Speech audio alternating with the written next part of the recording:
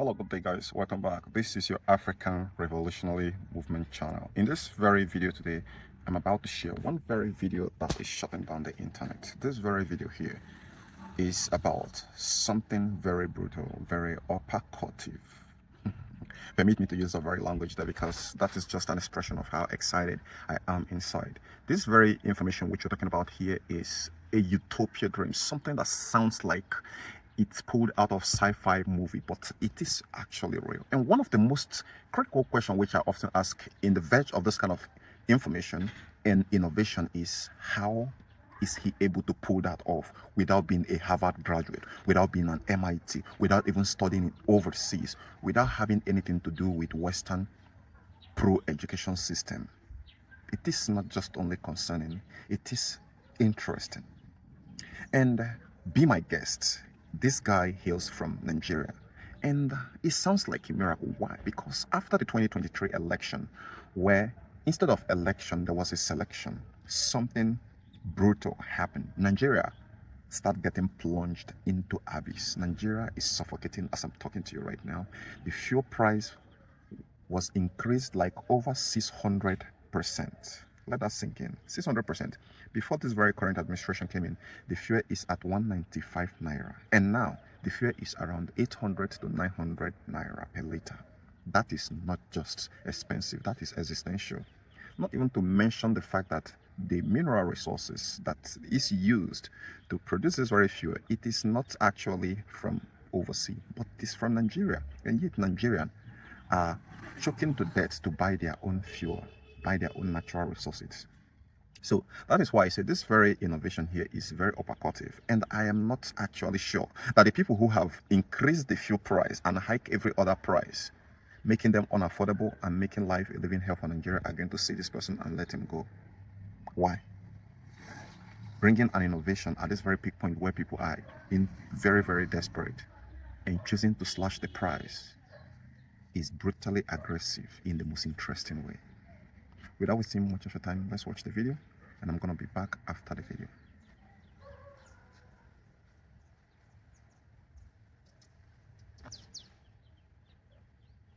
Yo, I am Doctor Forget Everything you have been told about EV. They are nothing but an upgraded cops, a silent death traps for big corporation and elites. Something more ballistic just happened a moment ago. A young man from Africa just dropped a bombshell on global big oil industries. These genius make gasoline from the very tree. You know, this innovation is just so brutally disruptive that it makes the entire Western multi-trillion dollars and Africa establishment questioning their existence.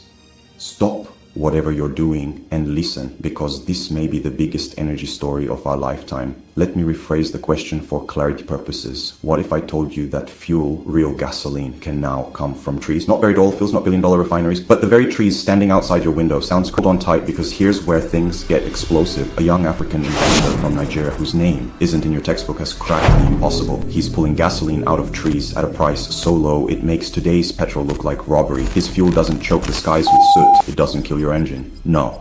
It cleans it. Nigerian government must be doing push-up, as this invention won't be seeding well with their current trajectory of fuel price hike that is roasting average Nigerians. As this is a relieving hope for 300 million of Nigeria getting their hands on this technology will be game over. And here's where it goes ballistic. This isn't just car fuel, this is generator fuel, this is jet fuel, planes flying on tree-powered energy. It's not science fiction, it's happening right now. The punchline, while you're paying nearly a 900 at the pump, this invention can sell for half the price and still make profits. Now here's the cliffhanger. Will this genius invention change Africa forever, or will the oil giants bury it before it? Because this is where things start to get very interesting.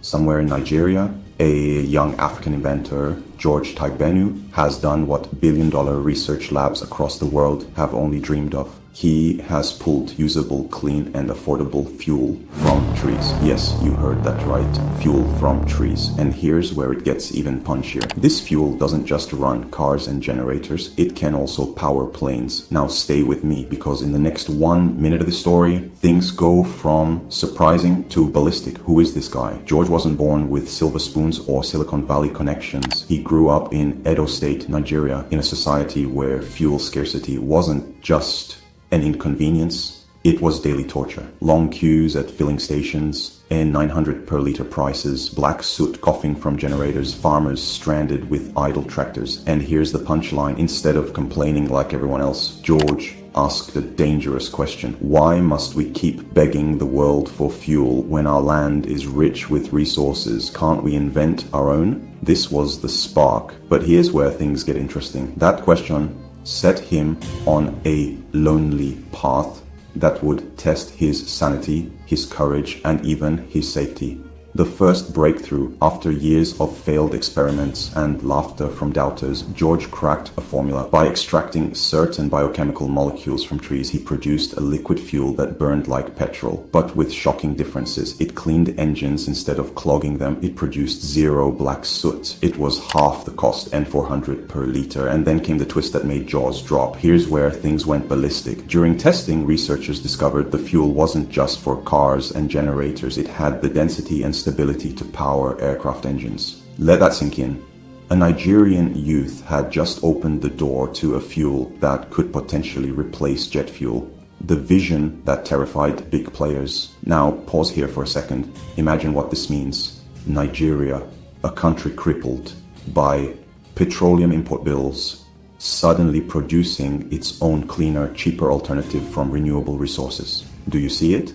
That's the punchline that cooked everything. Because in that moment, George's invention stopped being a cool science project and became a direct threat to billion-dollar oil cartels. Here's where things get very punchy. People who profit from fuel scarcity don't clap when you break their monopoly. They push back hard. Certification and the turning point. George knew skeptics would call him a fraud, so he pushed his fuel to be tested by the Nigerian Research Institute in Abuja. The results came back certified, safe, efficient, real. That was the moment everything shifted. Investors began calling, policymakers began whispering, Nigerians who once laughed started praying he wouldn't give up. And here's where it gets very interesting. Certification didn't just prove George right, it made him dangerous. Dangerous to industries, dangerous to cartels, dangerous to those who profit from chaos, the struggles behind the curtain. Let's not sugarcoat it. Behind the headlines, George's journey has been a battlefield. Ridicule, they called him a dreamer, a fraud, a joker. Sabotage attempts, strange accidents around his workshop. Threats, quiet messages warning him to stop poking giants. Funding roadblocks, banks shutting their doors, while Western firms circled, hoping to buy him out. Here's where it goes punchy again. The more he pushed, the more the resistance grew, but the young inventor refused to stop. What this means for Africa, if George's fuel scales up, the implications are staggering. N400 per liter fuel ends the madness at the pump. Farmers cut costs, boosting food supply. Airlines reduce fares, making air travel normal for everyday Africans. Generators hum without polluting the skies. And Africa, yes, Africa becomes an exporter of green energy to the world. Critics ask tough questions. Of course, critics are sharpening knives. Can we scale without destroying forests? Can Nigeria protect this from corruption? Will the oil mafia let it survive? Here's the suspense moment. George insists his process doesn't depend on cutting down forests. Instead, he extracts components even from agricultural waste, fast-growing plants, and renewable biomass. If that's true, then his fuel isn't a deforestation tool, it's a reforestation incentive, and that flips the narrative upside down. The business angle. Here's another point where things go ballistic. George didn't stop at invention. He set up Tiger Oil and Gas Limited, not only to produce the fuel, but also to roll out affordable cooking gas. So now he's not just fixing Nigeria's cars and planes, he's walking straight into kitchens across the country. Here's where things get punchy. He's not pricing this like a luxury. At N400 per liter, he's making it cheaper than conventional petrol while still profitable for investors. The cliffhanger of all cliffhangers. But here's the biggest suspense of all. Will Nigeria protect George Taibenu's genius, or will history repeat itself? Because let's be honest, Africa has lost many innovators to neglect, sabotage, or Western buyouts. Will George's name be remembered as the father of Africa's energy independence, or as another unsung genius whose work was buried? That's the cliffhanger. That's the tension that makes the story more than news, it's history unfolding. The final punchline. Let me leave you with this. If you're a policymaker, here is your chance to shield an invention that could save Nigeria trillions. If you're an investor, this is where your courage could turn into generational wealth. If you're an African youth, let this ignite your fire to dream bigger. And if you're anywhere in the world watching, remember this name, George Taibenu, because here's the punchline that cooked everything. The next fuel revolution may not come from Silicon Valley, Saudi Arabia, or Beijing. It may come from a young African who dared to turn trees into fuel. And that, my friends, is where the revolution may start from. Thanks for watching. Ensure to subscribe and stay up to date. I am Dr. Cool signing off now. See you in the comments section.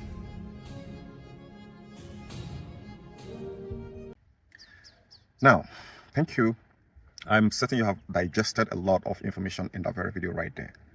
Now, the great question, like that guy asked, is like Dr. Cool asked, is are we sure that there's not going to be some sort of sabotage? Because there are a lot of cartel in the oil industry that is much more than the drugs. And at this very point here, it is not just only concerning. We are also going to try our own way possible to get hands on this technology before this guy go missing, because these are the kind of people who get disappeared overnight and that very innovation vanish. Because this is going to set a new chapter in Nigeria, not just Nigeria, but Africa, especially a lot of people who are going through hell to fuel their car to go to their various places. It is not a coincidence that huge mineral resources deposit that is in Nigeria, it is all completely abandoned and just facing fuel.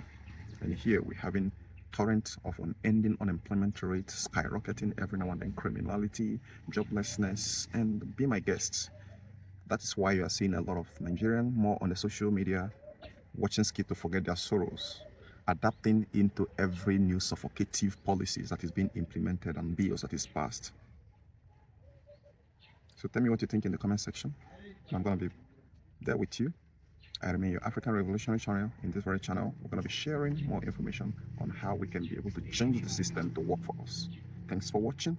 Make sure to subscribe, as the next video I might be watching might be a very video that's going to be very beneficial to you, and in the most lovingly way, without even me being present there. Thank you for your time. Thank you for subscribing in advance. Bye for now. See you later.